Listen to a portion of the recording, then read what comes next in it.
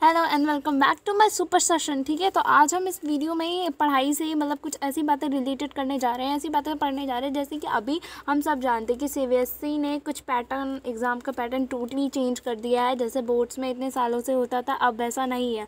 तो अभी कुछ बच्चे होंगे जिनके मन में बहुत सारे सवाल होंगे कि MCQs आएंगे, किस तरह का पेपर पैटर्न होगा। MCQs में सिर्फ MCQs ही होंगे या फिर कुछ असर्शन रीज़न। अभी असर्शन रीज़न क्या होता है, अब ये एक मार्क्स के आएंगे कि 3-3 मार्क्स के भी आ सकते हैं। अब ये कितने क्वेश्चंस आएंगे, 100 क्वेश्चंस तो नहीं होंगे, 50 क्वेश्चंस तो नहीं होंगे। अब ये सेमेस्टर 1 में ज़्यादा वेटेज मिलेगा, सेमेस्टर 2 में ज़्यादा वेटेज मिलेगा। इतनी सारी कन्फ्यूज़न बच्चों के माइंड में चल रही है। तो विदाउट एनी प्रॉब्लम आप मेरे साथ ये वीडियो एंड तक देखना। मैं पक्का आई एम गारंटेड के साथ बता रही हूँ कि मैं इस वीडियो में आपको सब कुछ बताऊंगी A to Z कि कैसे पढ़ना है, कैसे सिलेबस कंप्लीट करना है, कैसे सब कुछ क्या करना है, कौन कौन सी मिस्टेक्स हमें नहीं करनी है अपना स्कोप बनाने के लिए, अपने अच्छे मार्क्स लाने के लिए। तो विदाउट एनी वेस्टिंग टाइम हम आज का सेशन स्टार्ट करते हैं। उससे पहले अगर वीडियो को अच्छी लगे और एग्ज़ाम में आप सच में मार्क्स स्कोर करना चाहते हो और ये वीडियो आपको देखने के बाद लगे कि हाँ इस अकॉर्डिंग पढ़ेंगे तो हमारे मार्क्स अच्छे आएंगे, तो मुझे कमेंट सेक्शन में ज़रूर बताना कि वीडियो यूज़फुल लगा। ठीक है, तो विदाउट एनी वेस्टिंग टाइम हम आज का लेक्चर शुरू करते हैं। ठीक है,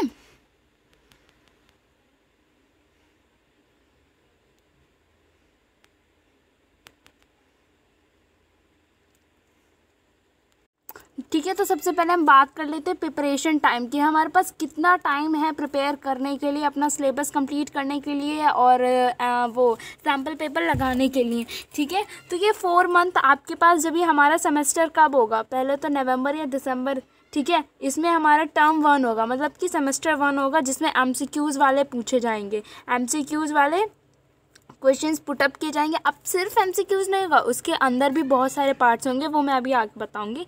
पहले हम टाइम देख लेते हैं, कितना टाइम है हमारे पास। ठीक है, तो ये जुलाई, अगस्त, सितंबर, अक्टूबर, ये 4 महीने हैं हमारे पास। प्लस मैंने इसलिए लगाया है ताकि इससे पहले भी आपने थोड़ा बहुत तो पढ़ ही लिया होगा। इतने महीने में, इन 4 महीने में आपको मतलब कि पूरा सिलेबस कंप्लीट करना है, पूरा का पूरा। क्योंकि देखो इसमें बोल रहे कि इसमें 50% आएगा। 50% तो आएगा, वो बात तो ठीक है, वो हमारे लिए अच्छा है कि चलो 50% आएगा फर्स्ट टर्म में, बाकी में 50% आएगा।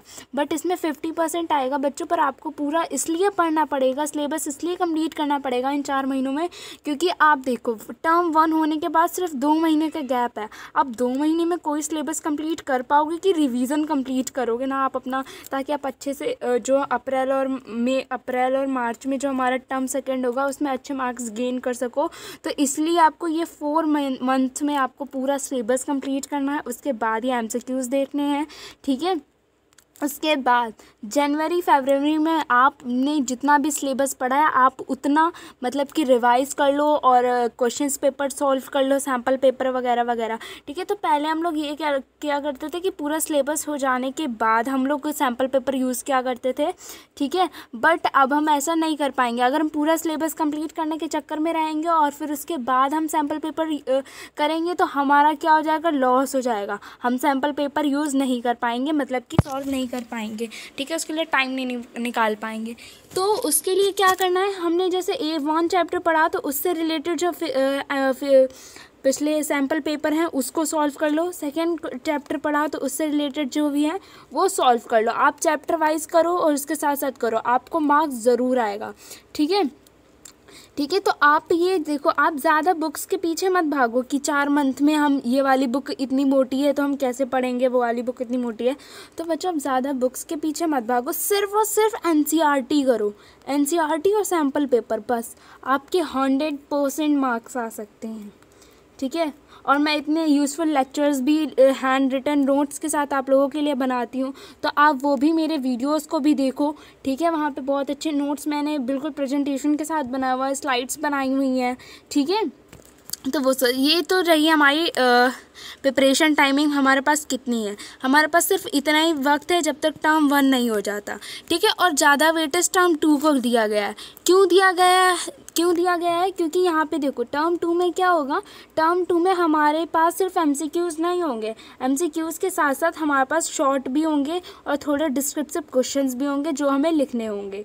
ठीक है, इस वजह से टर्म 2 को ज़्यादा वेटेज दिया हुआ है। तो आई होप ये जो टाइम प्रिपरेशन टाइम था वो आपको अच्छे से समझ में आया होगा कि हाँ इतने टाइम में हमें ये सब कवर करना है, तो अच्छे से मेहनत करो, ठीक है। उसके बाद हम देख लेते हैं कि पेपर का पैटर्न कैसा होगा, ठीक है। तो एमसीक्यूज़ में आपको 3 टाइप के उसके अंदर पार्ट्स मिलेंगे। जो मिलेगा स्टैंड अलोन मतलब का, जैसे आपका एक क्वेश्चन है, ठीक है। तो जैसे आप what is the full form of DNA, ठीक है, डीएनए, फिर ए आपको ऑप्शन दे दिया, बी ऑप्शन दे दिया, सी ऑप्शन दे दिया, डी ऑप्शन दे दिया, ठीक है। ये ऑप्शंस दे दिया आपको। अब आपको किसी एक पे भी टिक करना है कि जो इसकी डीएनए की फुल फॉर्म होती है, ठीक है। एक क्वेश्चन है, मतलब एक क्वेश्चन पूछा जा रहा है, 4 ऑप्शन है, ठीक है। तो वो स्टैंड अलोन के अंदर आते हैं।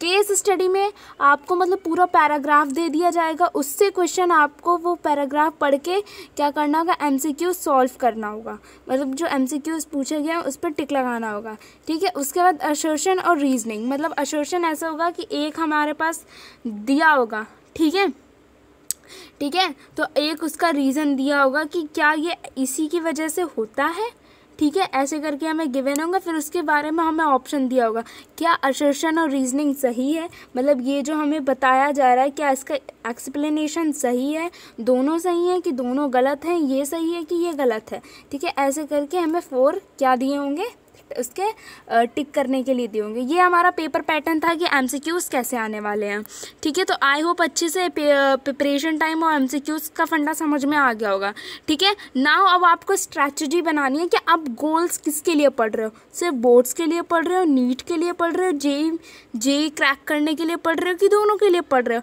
क्योंकि देखो आप पता है जो जेई वाले बच्चे होते हैं तो वो बिल्कुल टेंशन फ्री रहते हैं, बस बोर्ड्स आने के 1-2 महीने पहले बोर्ड्स की तरफ थोड़ा ध्यान दे देते हैं, बाकी उनका जो फुल कंसंट्रेशन रहता है वो कंपटीशन लेवल पे रहता है, ठीक है। और वो बच्चे 95 भी गेन कर जाते हैं, बट अभी उनको थोड़ा बहुत ध्यान देने की ज़रूरत है बोर्ड्स के ऊपर भी, क्योंकि वो क्या होता है कि 2 पार्ट्स में अब आने वाला है ना, इस वजह से।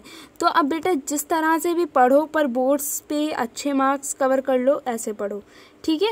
नाउ अब 3 चीज़ों की वजह से आप अच्छा गेन कर सकते हो, ठीक है। एक तो शेड्यूल बनाओ, अपना टाइम टेबल बनाओ कि आपको कैसे पढ़ना है, किसकी वजह से। पहले आप तो क्वेश्चन पूछो खुद से, हम पढ़ किस लिए रहे हैं, जेई क्रैक करने के लिए, नीट क्रैक करने के लिए, या फिर सिर्फ बोर्ड्स में, या फिर 12th के बाद कुछ और ही करना है, ठीक है।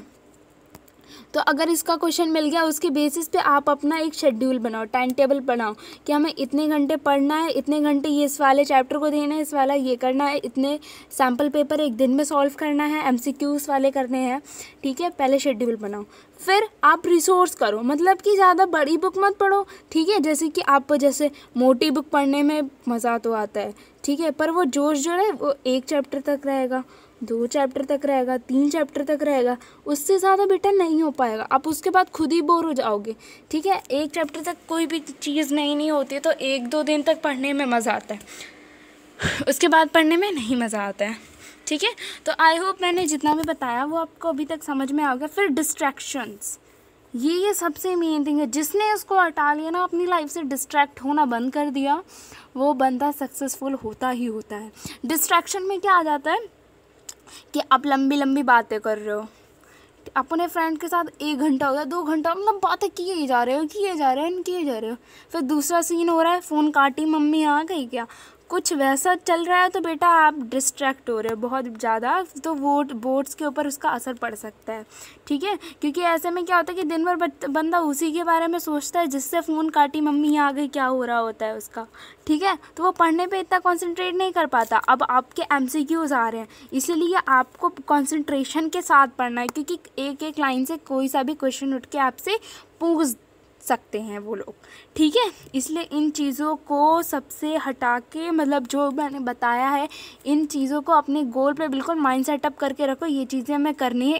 एक सबसे अच्छा एक लिस्ट बनाओ, उसके बाद लिखो जो हमें करना है पूरे दिन, जो हमें नहीं करना है पूरे दिन, ठीक है। और जो करना है ना, फिर उसको डू इट कर डालो, ठीक है, बिल्कुल कर डालो, बिंदास कर डालो, विदाउट एनी हेजिटेशन कर डालो, ठीक है।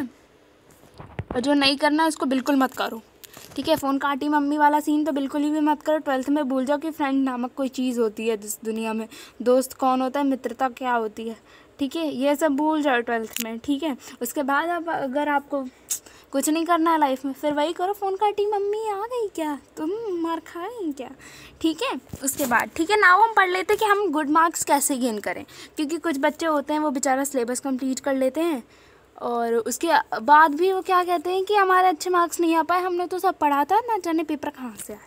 बेटा सारा सिलेबस कंप्लीट करने से कुछ नहीं होता है, ठीक है, सारा सिलेबस कंप्लीट करने से कुछ नहीं होता है। उसका जब तक आपने 5-6 बार रिवीजन नहीं किया है ना, वो कुछ आप बिल्कुल यूज़फुल नहीं है, ठीक है। जैसे इंसान को इतना बड़ा तो है नहीं जो एक बार में चीज़ पढ़ लेगा वो उसको हमेशा याद रहेगा, नहीं याद रहता ना, वो भूल जाता है। इसीलिए आप कोई भी, इसीलिए मैंने बोला कि ये जो 4 मंथ्स हैं उसमें आप सिर्फ स्टडी करो, सैम्पल पेपर सॉल्व करो, स्टडी करो, और जो 2 महीने रह जाएंगे उसमें आप सिर्फ रिवीजन रिवीजन रिवीजन, क्योंकि जितना आप रिवीजन करोगे ना उतनी ही आप में क्या आएगी, फिनिशिंग आएगी, ठीक है, उतना ही आप अच्छा स्कोर कर पाओगे, उतना और अच्छा कॉन्फिडेंस भी बढ़ेगा आप में अंदर, ठीक है। तो एग्ज़ाम जब भी करना चाहते हो तो उसके लिए सबसे ज़्यादा क्या ज़रूरत है, कॉन्फिडेंस ज़रूरी होता है, ठीक है। तो कॉन्फिडेंस बढ़ा के रखना है, ओवर कॉन्फिडेंट भी नहीं होना है, लो भी नहीं होना है, सही रहना है, ठीक है। उसके बाद आप 10-15 सैम्पल पेपर यूज़ कर लो, मतलब बिल्कुल लगा डालो, सॉल्व कर लो, घोल के पी जाओ उसको,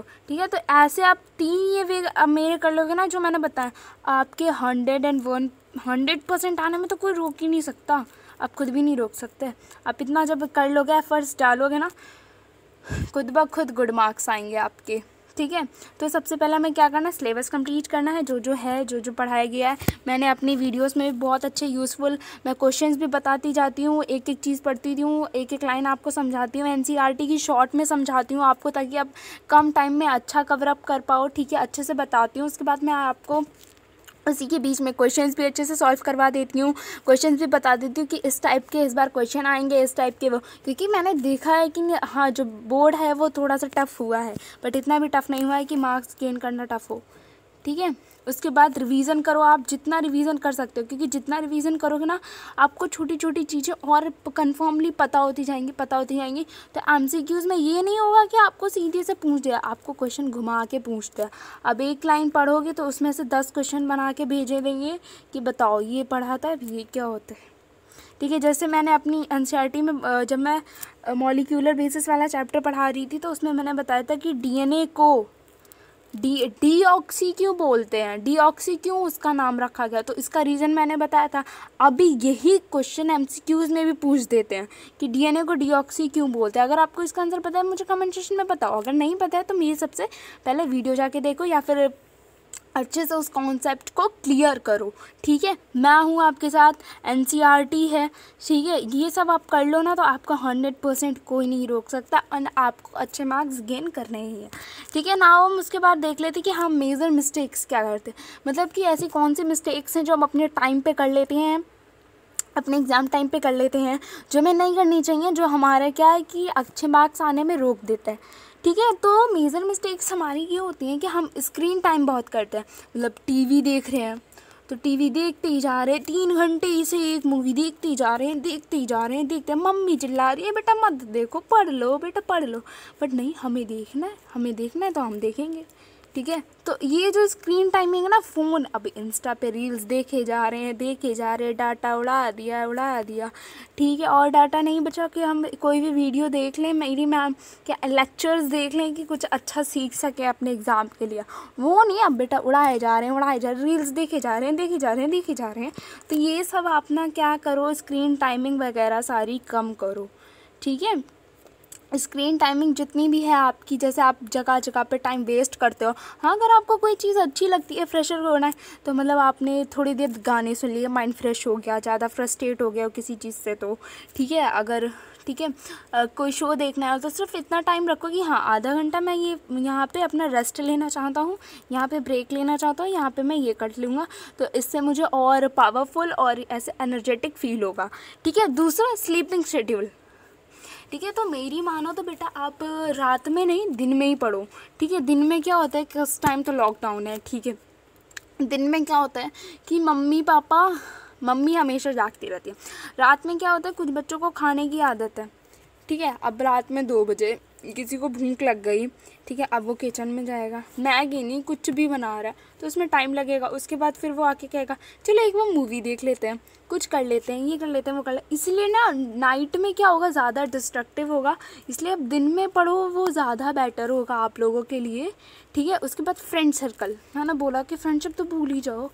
फ्रेंडशिप क्या होता है, अगर आपसे पूछे फ्रेंडशिप क्या होती है, मुझे पता ही नहीं, ऐसा बनो, ठीक है। क्योंकि अगर आप फ्रेंड्स कोई भी, चलो मान लो आप टॉपर से बातें कर रहे हो, टॉपर का फ़ोन आया, आप उससे बातें कर रहे हो, ठीक है, तो टॉपर बोलते हैं कि मैंने तो भाई सब कुछ कवर कर लिया, तुम्हारा क्या होगा। अगर आपने अभी 1 चैप्टर भी नहीं पढ़ा, आप पढ़ने बैठे हो, आपको कॉन्फिडेंस लेवल तो वैसे भी लो है, और भी लो हो जाएगा, और भी लो हो जाएगा, आप बिल्कुल डिप्रेस्ड हो जाओगे। और स्ट्रेस में पढ़ाई कितनी भी कर लो बच्चे, बिल्कुल समझ में नहीं आता, ठीक है। उसके बाद अब मान लो सबसे लूज़र से आपने बातें करी, जो क्लास में बिल्कुल निकम्मा है, कुछ पढ़ता ही नहीं है, हमेशा एग्ज़ाम में फ़ेल होता है, ठीक है, उससे बातें करी। अब वो बोल रहे कि मैंने कुछ पढ़ा ही नहीं भाई, एग्ज़ाम वाले दिन पढ़ लूँगा, एग्ज़ाम वाले दिन। तो आप क्या हो, अरे मैं तो इतना पढ़ लो, इसने भी नहीं पढ़ा, मैं भी नहीं पढ़ूँगा। आपका क्या हो जाता है, ओवर कॉन्फिडेंस हो जाते हो, ठीक है। इस वजह से मैं बोल रही हूँ कि फ्रेंड सर्कल तो भूल ही जाओ, एग्ज़ाम टाइम पे, स्टडी टाइम पे भूल जाओ बिल्कुल, ठीक है। उसके बाद बिग बुक्स मत पढ़ो। बिग बुक्स का मतलब है कि आप सिर्फ एनसीईआरटी को पढ़ो, ठीक है। एनसीईआरटी आपके लिए मस्ट है क्योंकि उसमें बहुत कुछ लिखा रहता है, ठीक है। एनसीईआरटी पढ़ो। बाकी मैं अपने इस चैनल पे सब कुछ अपलोड करती ही रहती हूँ, आपसे रिलेटेड इन्फॉर्मेशन जो भी होती है, जो जितना मुझसे पता है मैं सब करती हूँ। तो आप मेरे लेक्चर्स देखो, एनसीईआरटी पढ़ो, सैम्पल पेपर चूज़ करो, आप अच्छे से उस सवाल के सैम्पल पेपर ख़रीदो, ठीक है, और उसको सॉल्व करो, एनसीईआरटी पढ़ो और मेरे लेक्चर्स देखो, ठीक है।